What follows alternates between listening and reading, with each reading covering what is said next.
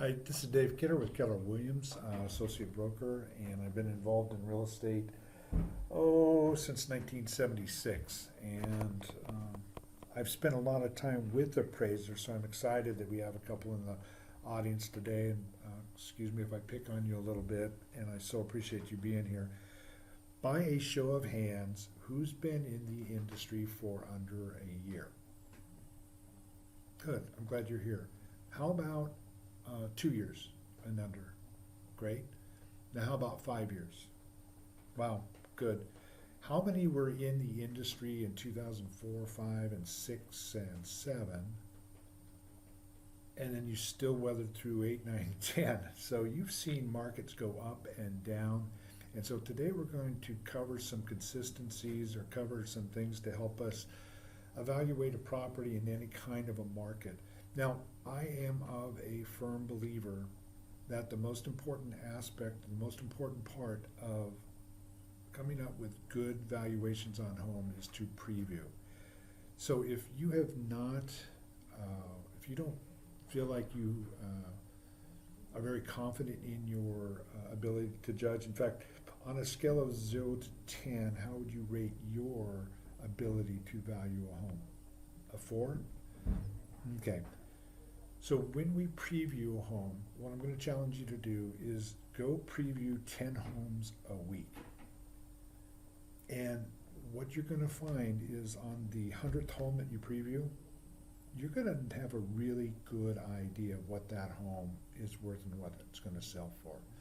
Now today I want to look at a home that it sold this summer, and this is probably one of the most difficult homes I've ever had to evaluate, and I want to go through some of the things, what I did to come up with a value, and also share with you some of the things I think I did wrong, and I'd be open to hear what your ideas on what we could do better in the future. But this home is over on 5665 North Channing Way. So it's in the 93711 zip code, and it's Bullard High. And the thing about this home is it was one of a kind. I've only seen 3 other homes similar to this home in all of Fresno, and none of them were in the neighborhood, and none of them have sold recently. There were some other things about this home, and for one, I want to share with you, it had a basement. And I'd be interested to hear ideas on how to value basements as we go through. I know what we did on this house and to what we did to come up with a value on this home. We had it listed at $465, and to be honest with you, we started at $470, came down to $465, and as you can see, it sold $457. Now, some things you need to know about the buyer. It was 20% down. It was a conventional loan. He didn't ask for any concessions at first, and there were some repair requests along the way.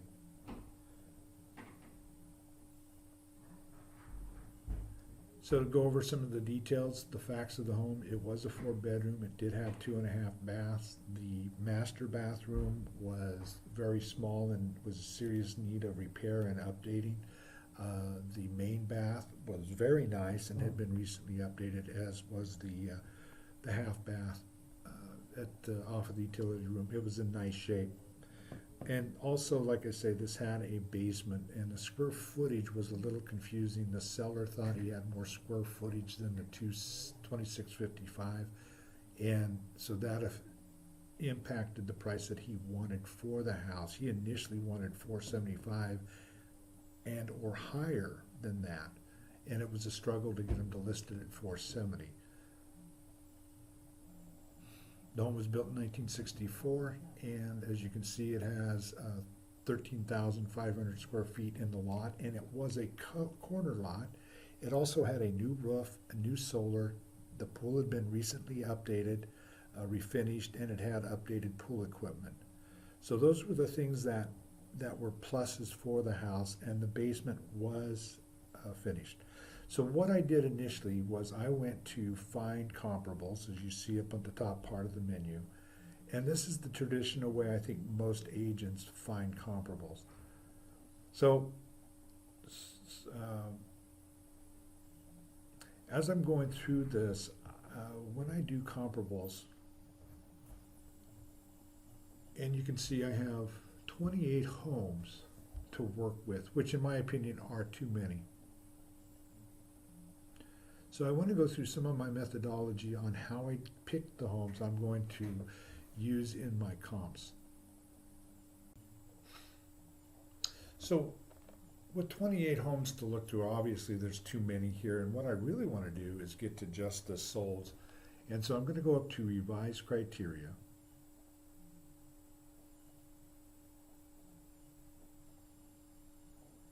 And all of these defaults you can set in the admin tab.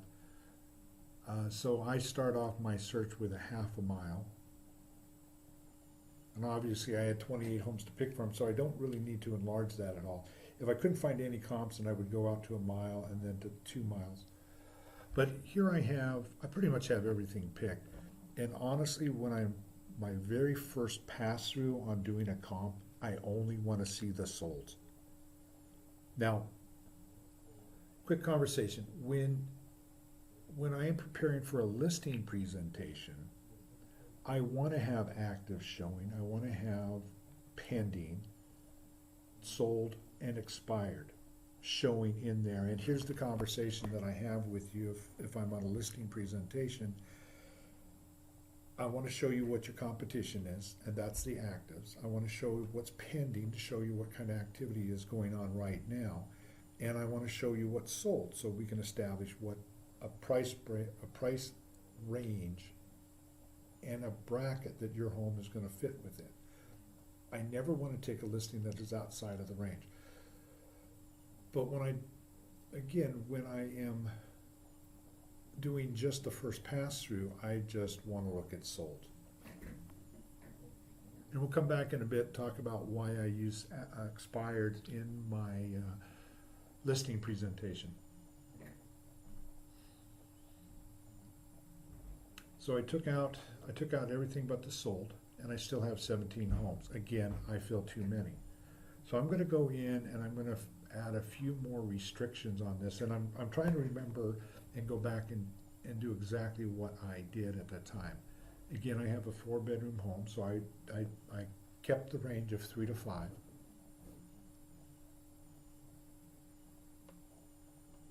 But on the bathrooms, I moved it to 2 bathrooms up to, and I believe 4 bathrooms.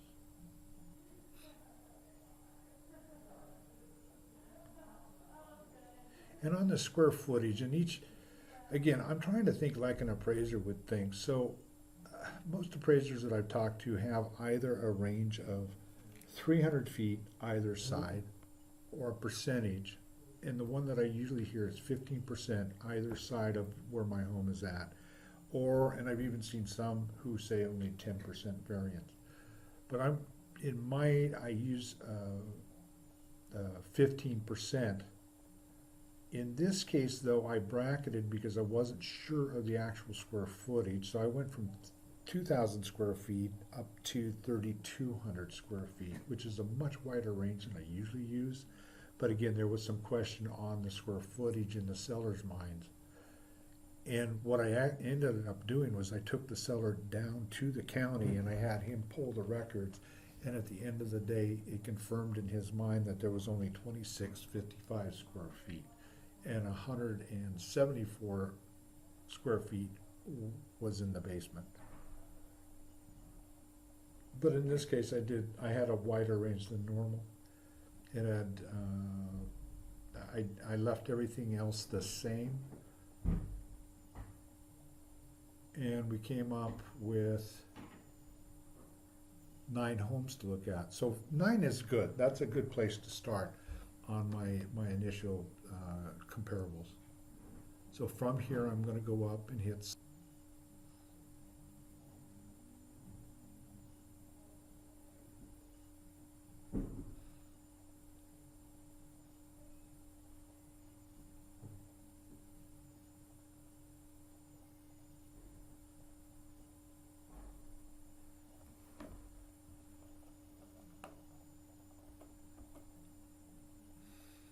So of the homes that I have, and actually I've looked at these so many times, I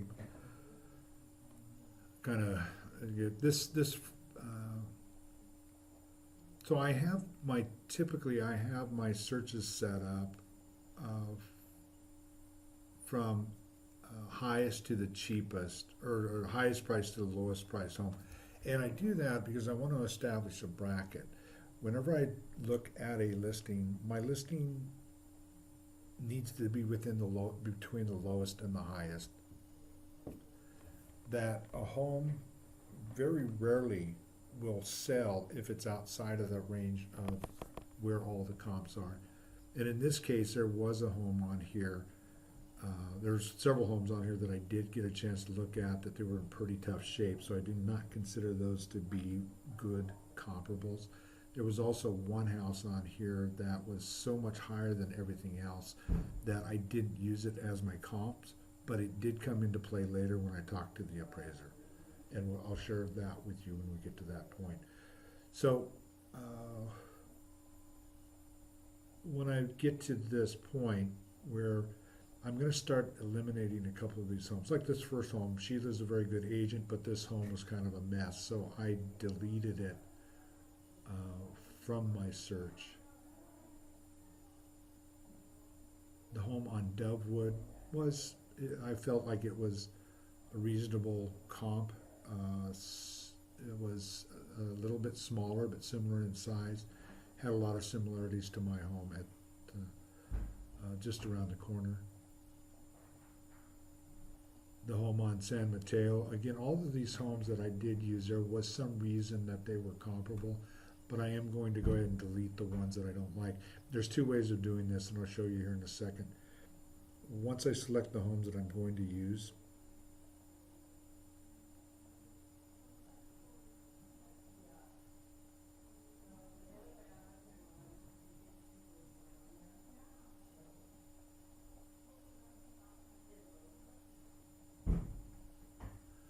and this house on Tealman was probably one of the closest comps I had in condition, and it was a little bit bigger, but I thought it was one of the best comps that I had. And this very last house, let's go and take a look at this one now at 585. It did sell for that, it did appraise for that, but really honestly, this house was so over the top done, it didn't compete or didn't compare to anything else in the neighborhood. In fact, like I say, it was $100,000 higher than the last highest sale in the neighborhood. This was by a realtor, and again, it was a mid-century modern, and they went in and touched every surface in this house. It was a gorgeous house, and like I say, it did appraise, and it did sell for full value. Gorgeous house. But at the time then I was doing my comps, it hadn't sold yet. In fact, it wasn't even under contract. So I'm going to leave it blank, and now I'm going to show you how to remove these homes from my list.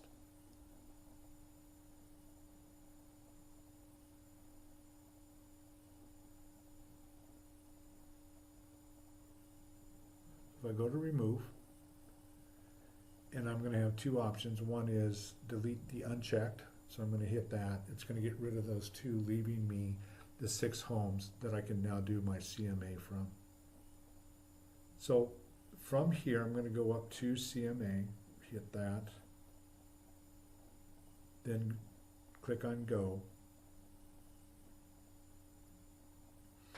Now, honestly, a lot of times, this is where I stop. If I feel like the home is in the price range I feel it should be, and the comps confirm it, and the seller is fine with it, I'm okay taking a listing at this point at these values. But when I look at this, I see a price range that gives me a median price of $436, $437. I get an average price of $447. And I'm going to commit a crime here, and I'm going to look at the square footage of 161. So based on 161, and if I work backwards into my home, then I come up with a price of around 437 for this home. If going through this research, going through this, comparing the highs and the lows, square footage and features and everything, then I am looking at around a 437 price range to that it would appraise at. And again, my seller is wanting 475. Well, he wants 470, so the conversation was to see if we couldn't list it in little lower. Where we started out was, of course, the 470.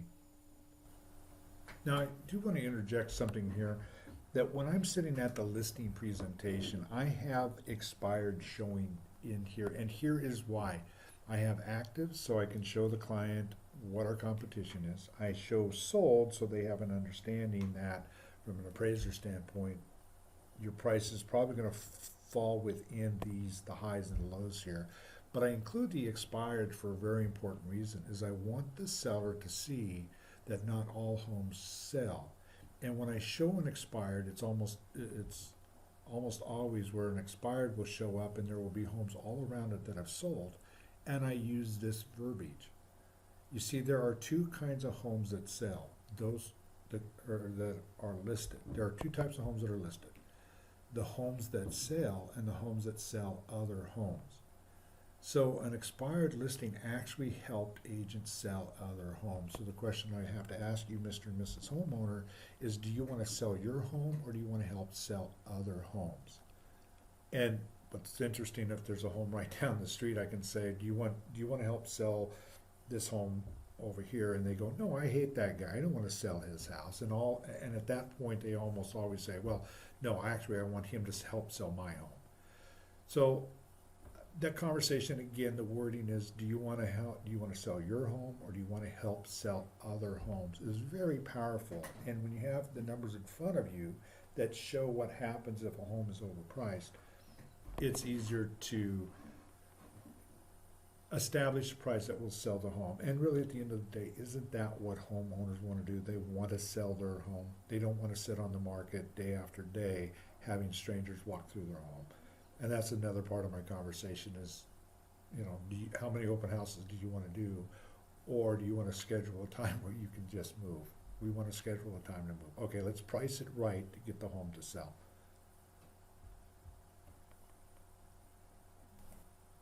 Okay, before we leave this page, though, I want to point out some other things about my comparables here. Is, yes, the homes are within a price or within a square footage range of what I'm looking at.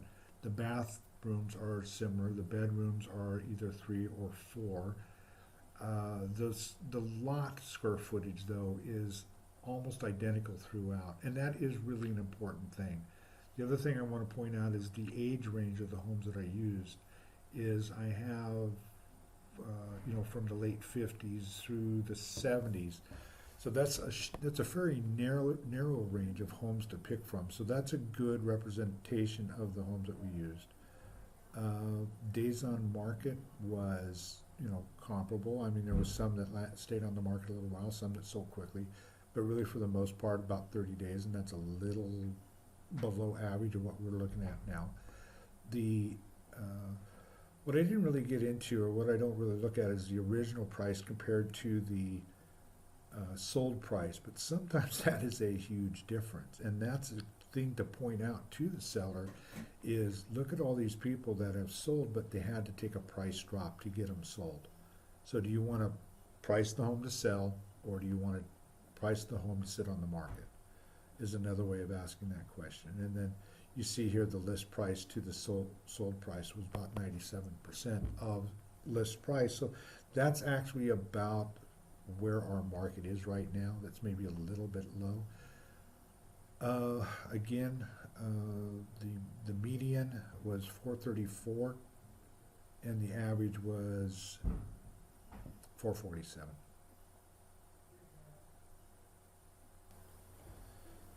So with this house, I did all these methods.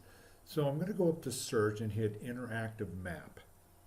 And honestly, I think this is probably the best way to do it. If I'm going to do it within the MLS, I want to do an interactive map, because one of the things I can do is I can focus in on a specific neighborhood and get real granular. So I'm going to draw a boundary around the search area that I want. And when I do this, one of the biggest things that I want to keep in mind is I want to try to keep from crossing major streets to find my comps, because usually homes, builders would build in a block, in a neighborhood, and all of the homes are consistently built in there.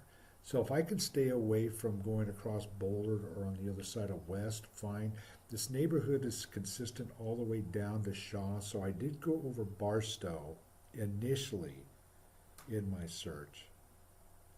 Now here I'm going to set criteria. I'm looking for sold back 6 months, and it's defaulted in the system to go back 6 months. And I also think that most appraisers will go back 6 months initially. They may go beyond that time, or they may go outside of a half a mile or a mile, but initially they're going to do. Now, if I want to add other criterias, I can by going down into the menu. But for this case, I want to keep it fairly square footage, bedrooms, and a price range. So when I don't know if you saw that, I hit show or hide results. So I came up with a number of homes this time. When I initially did it back in June, there weren't nearly as many homes for sale. But here are some decent comps in the area. Again, probably way more homes than I'm going to need in here. But if I were to do a, you know what? Let's see if I can make this a little bit smaller here. So I'm gonna make it just down to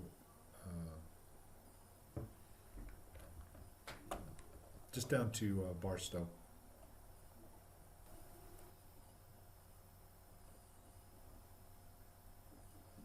So again, I'm going to keep from going across major streets. I'm just going to go down to Barstow this time.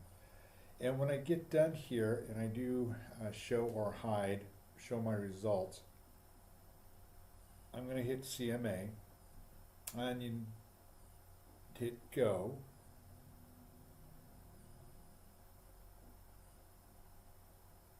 Okay, it picked up all of the homes. I have way too many homes, but I still can use this information. And one of the things that I still see here is this is a much wider area, and yet consistently the price per square footage is still hovering, you know, in that range that we've already established that the home is probably going to sell at. So I'm still not feeling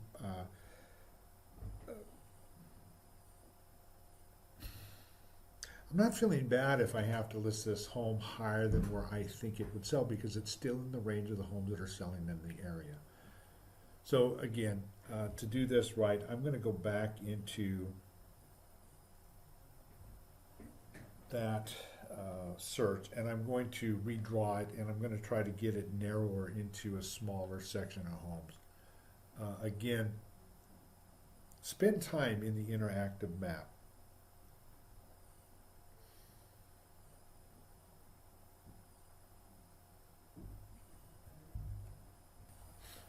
So the question was asked about showing the unmapped properties. Again, remember, my criteria that I have set only is going to show the properties that I'm looking at, but there's been a lot of other homes that have sold in this area that just don't fit my criteria.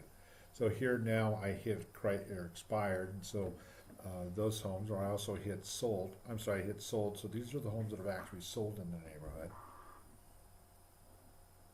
Or are active, I'm sorry. These are the homes that are active.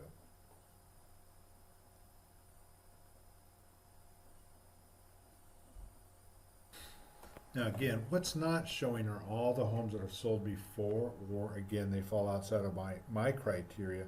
But if I want to actually see those homes, I go up on the tab, it says layers.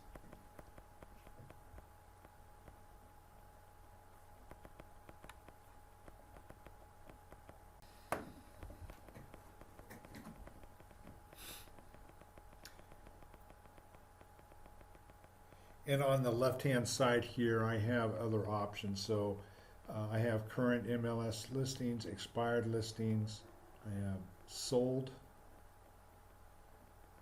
All of a sudden now I'm showing a whole lot of homes. These are all the unmapped listings that you don't see about. I can add the expireds in there.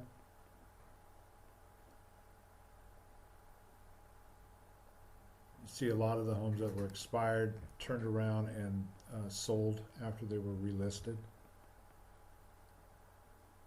That can give you a different story. And again, it's going to show everything on the map, just not what's inside of my search boundaries.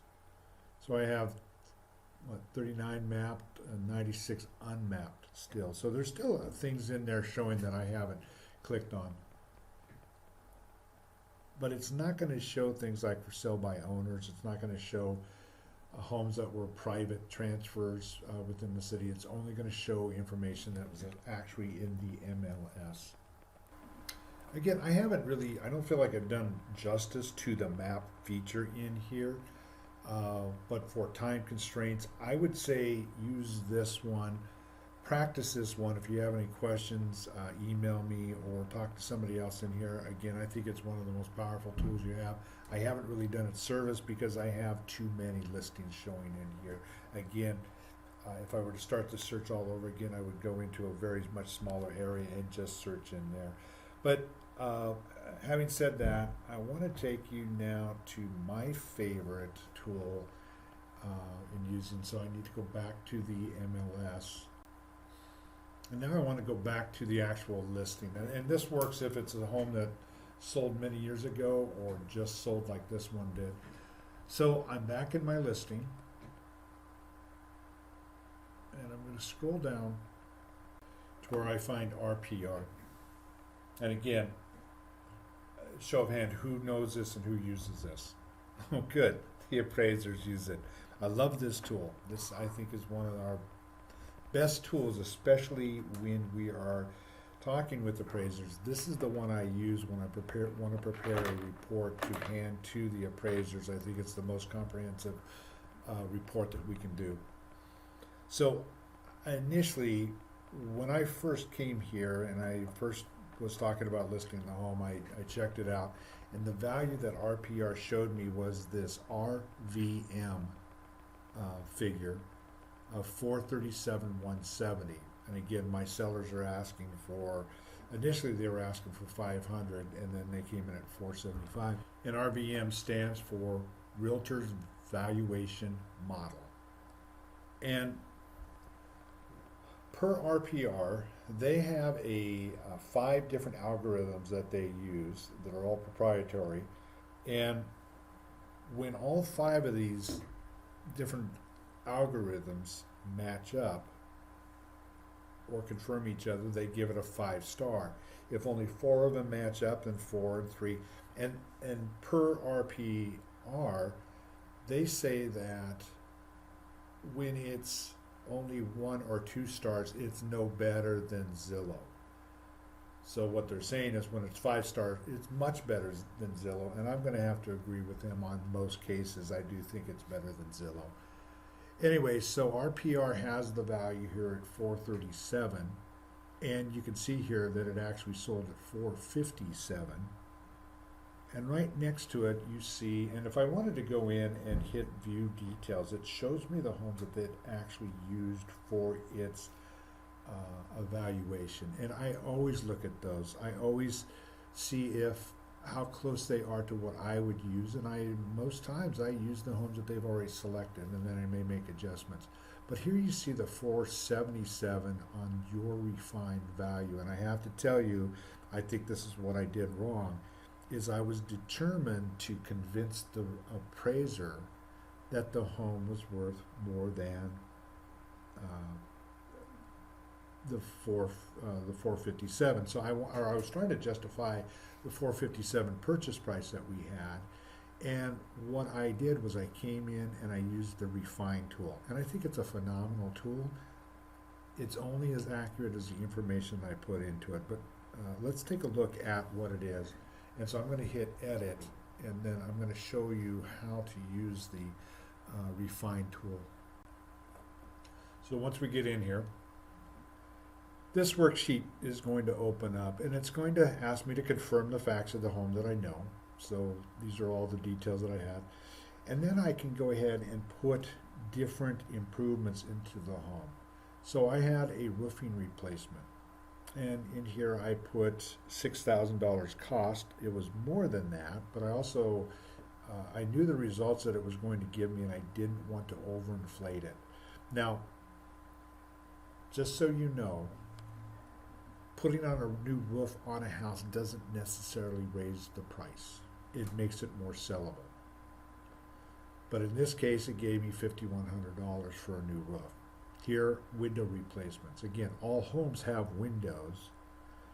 Putting new windows in doesn't necessarily raise the price of the home. It does make it more sellable, but for the purpose of what I was shooting for, it gave me it added $4,400 to the value of the home. Solar. Cost of solar was $27,000. It gave me a value of $22,950. Now, for a fact, I know that solar was never going to add $23,000 to the value of the home. Again, my purpose was to show value in the home every way I could. And then finally, the refinished pool and energy. Again, refinishing a pool doesn't necessarily raise the price. It makes it more sellable. But when it was all said and done, I came up with $40,000 additional to the home, which raised the refined value up to $477. And I was fully intended to take all of these figures into the appraiser, show them all these things, and then I realized, you know what? I don't believe in it. The appraiser's not going to believe in it. So I ended up not bringing anything with me to the appraiser. All I did was showed him the comps that I had, showed him the notes that I had on comparing features to features. I gave them my information and I left it at that. Now, I will say that at the end of the day, I did tell them about the home that was in contract around the corner for $585. And I did show him the house, but I didn't give that house to him in my figuring. I just told him about it. He went and he researched it again. I'm sure it influenced his thinking, but he didn't use that for establishing the value. Again, this refinement tool is good. It can be good. It has to be used realistically. And I have to admit, in the case of this home, I was stretching the value, hoping that I could show value to the appraiser at the end of the day. I didn't use these numbers, and I feel good about not using these numbers. It can be a very good tool, though. You know, before we leave here, though, I want to do another one, a very, probably a lot less complicated one, and show you how quickly this tool can be used. And so I'm going to actually pick on my own house, and if you all show up for Christmas dinner, I'm okay with that. Just bring rolls. So I'm in the Marks and Herndon area, and I know the value of the home. We are making some improvements to the home, so I actually just recently did this to see if it would raise the value of my home at all. I've seen so many homes that have sold in the area, and I've tracked my neighborhood since 2012. So I have a pretty good idea of the values here, but I want to show you what RPR can do for you in a very quick hurry. So here's my home address. Again, call before you just show up.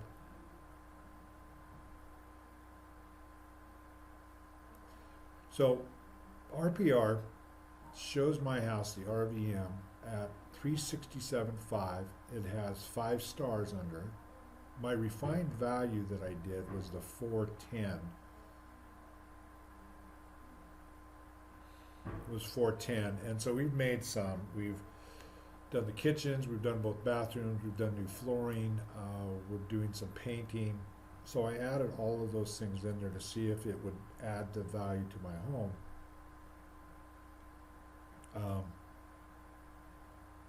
And then I did an evaluation of what the home was worth if I didn't do those things, and you see that number over on the right-hand side. And I agree with that 336 if we hadn't made the upgrades. But even with the upgrades that we've done, I have to tell you, I feel like my home is worth the 367.5. If I tried to sell it for more than that, if, I don't know that it would appraise. I think the appraisal would come in at the 367.5. So here's a case that we put a considerable amount of money into our home. It didn't raise the value of the home as much as the money we put in there. So I want to come back to our Channing home. So I want to look at the fourth way of coming up with values. So I'm going to go into CRS, which I come down here to the APN number, click on that, it's a hot link, and it brings me into CRS, and this is actually the tax record. So when I take a listing or when I write an offer, I print off this page to establish the facts of what the county shows in the house. So it also shows the correct ownership of how the home is entitled. So if I scroll down here a little bit, I'll show you some of the details on the home.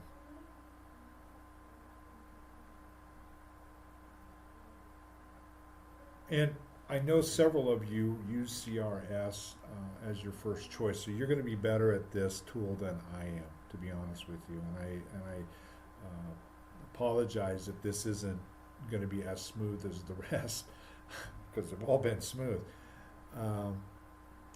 But here I established the fact, I established the boundaries, I established the ownership of the property. But I want to go into comparables now, so I just click on this tab here.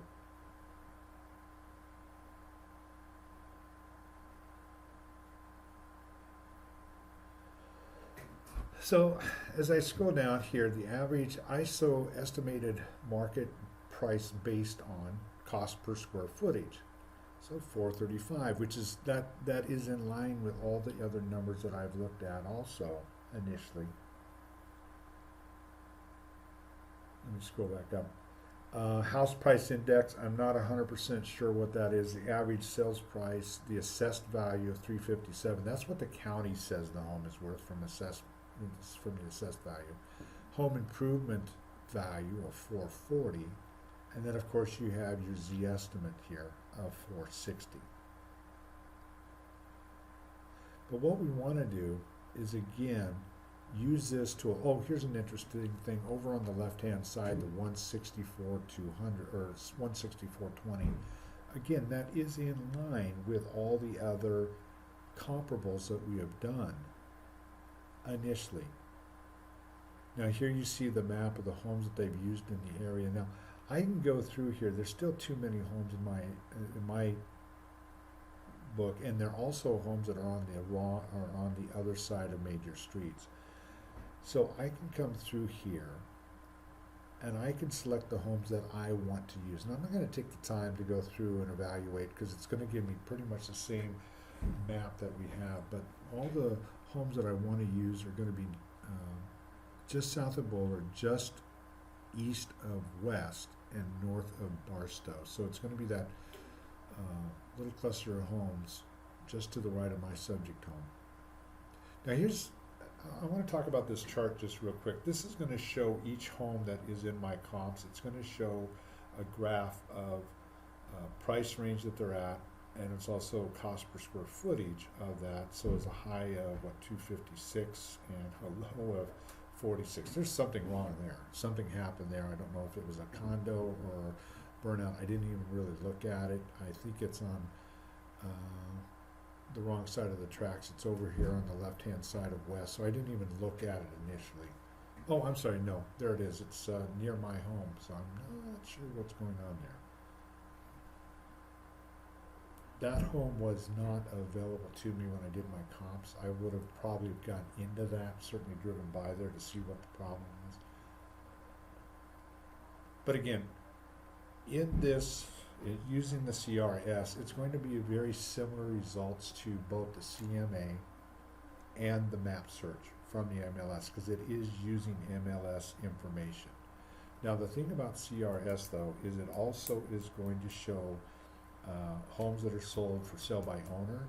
It's also going to show homes that were private transfers or intra-family sales. So maybe that $100,000 one was an intra-family transfer where mom and dad gave it to their kids. So I can set my parameters here. Again, My square footage, I wanna be within 15% of the home I'm looking at. The acreage, maybe a little bit more. Acreage again would be lot size, distance of a half a mile, and within 6 months. So when I hit submit, it's gonna give me a list of the homes, and I can go through by clicking on the homes that I wanna use and then hit submit. It's going to print off a very nice report that I can use to establish prices. Again, CRS, it's a great tool. I don't use it that much, so I'm not gonna spend a lot of time here trying to show you how it works, because honestly, I don't use it that much. It may be your favorite tool, and I know some of you in here are using it. You know, if there's no other further discussion or anything on what you find value, I'm gonna move on. And I wanna discuss some best practices and some other things about appraisals. Anyway, if there's no other questions on this, I'm gonna go ahead and move on. You know, before I get out of here though, so right across the top where it says subject and comparable properties, if you look to the right, it has pre-foreclosure and auction homes.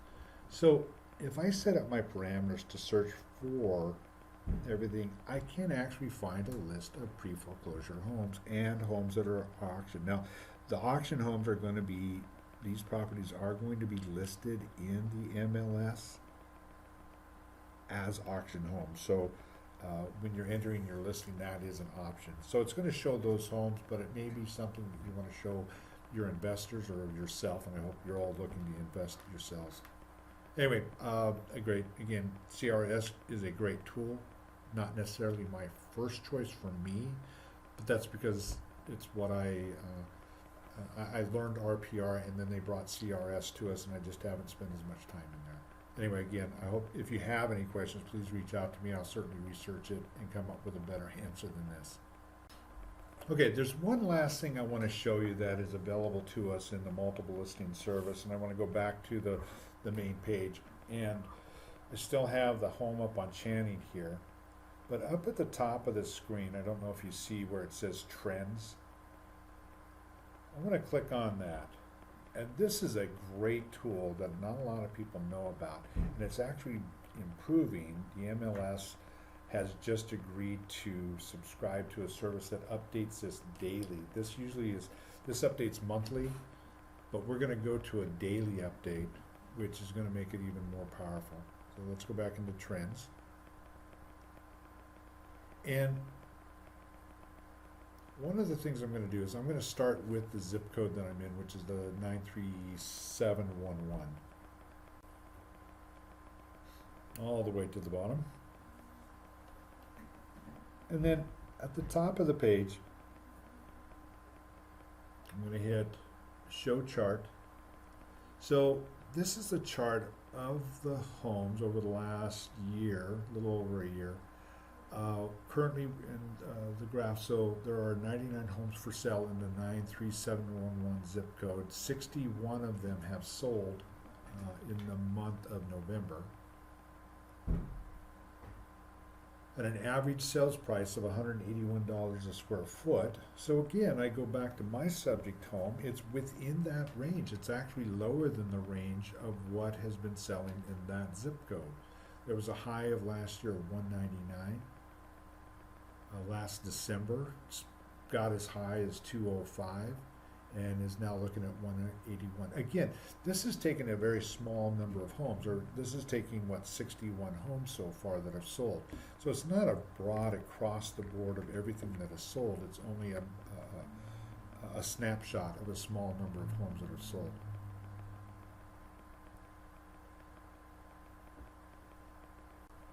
Okay, let's take a look at days on market. So homes that were priced at $181 a square foot took 28 days to sell in the 93711 area. And that's considerably lower than it's been for some time. Look again at the square footage, fairly consistent. If I would say an average, about the 181 is probably average. Average days on market. And here's the average price for sale as compared to sold. Now, so 425 has been the average sold price in the month of November in the 93711 area code. And then here's, to me, this is one of the most important numbers that we can look at are days on market. And at 2.7, that we have inventory for 2.7 months. And really what that means is that if none of us in this room took another listing, in 2.7 months we would be out of homes. Every home that's on the market would have sold, we'd be out. And